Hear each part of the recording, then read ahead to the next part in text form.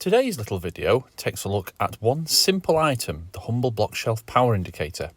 Just something that's fascinated me for a very long time is this particular model and style of indicator. So I'm just going to have a little bit of a dive into that. Nothing special, but just a little video you might enjoy. Today we're going to have a look at a different bit of kit. Some of our videos are on heritage railways, some of our videos are on the people who have collections and work on heritage railways or on the national network. Some of our videos are indeed on the national network. But just for this one little video, we're just going to concentrate very shortly on one piece of equipment, this power off indicator. Now, the reason I'm doing a video on this power off indicator is because this has always fascinated me, this one single little instrument. On our section around Manchester, there is one left. It's been there as long as I've been working, 36 years. And on the surface, it just looks like a switch. A little piece of paper and a piece of glass that's badly faded in this case. We've got to redo that. And an indicator that says on and off on the top. And you think nothing else. However, and you need to look very carefully, it has a little bit of something special hidden away, and this is, like I say, the only one that we have left on the Manchester area that I know of, and it's at Norbury Crossing on the Buxton to Manchester line. This is why I like it. Engineers thought about this. This is the indicator, standard Spagnoletti indicator, little brass plate in the back there, labelled power on the front. Put that down safely out of the way, and I'll show you inside. So if we take a look at it, we notice straight away there's something special about the indicator. The indicator is not just an indicator Spagnoletti movement with a pair of coils on the back there that drives it left and right. If you put the wrong polarity on, it will drive it the wrong way. But you'll notice it's got this armature at the top. This armature at the top is a little spring leaf contact. This is where it gets clever. It's a power off indicator. As with most power off indicators, the switch is in position A. It has position B as well. Position A means the power is on, and whilst everything's working beautifully, that indicator should be across. Now if I turn the power on, there you go. As you can see, it's flicked across. That would be now in the little window showing power on. And this contact up here is just made. Now these can go dirty over time. Again, that's why you have the cover on to keep them clean. If the power should fail for any reason, and I'm just going to finger operate this, this will flick across and make the other contact. When it does, it will ring a bell.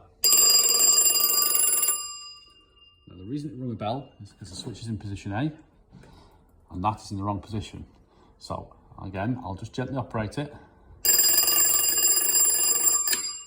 When we flip that switch down now, it cancels that alarm. You'll call the technician will come out, fix the problem. This circuit should be separately run off battery, for obvious reasons. You've just lost the power, so the alarm will work only off the battery. So you have a battery backup for this part of the circuit. I'll show you inside in a minute. So now when the power is restored by the technician, that contact will flick back again. And we will cancel the circuit. It's back to how it should be. If we have a look inside, there's a small screw on this side that undoes it. Hinge door, nice bit of woodwork. Our switch, position A and B inside.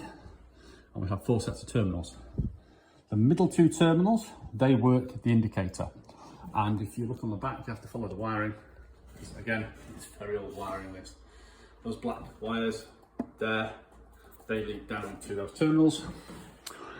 There is also another pair of terminals here. This one's labelled negative, that's your common negative supply.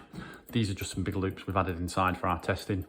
So, coming in on our bell terminals, we will pick up this rectifier here, and then through the coils, again out through the wiring that's on the woodwork in the back to the contacts up here and here.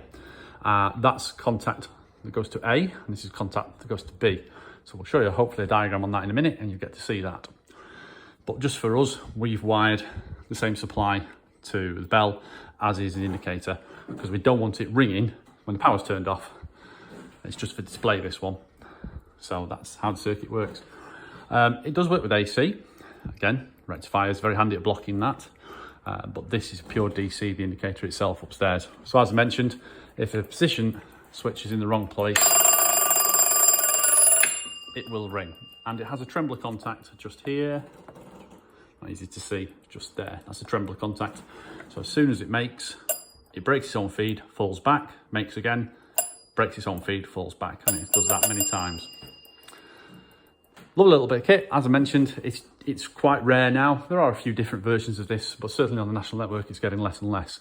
And there's only one that I know of on my area, so that's why I like this.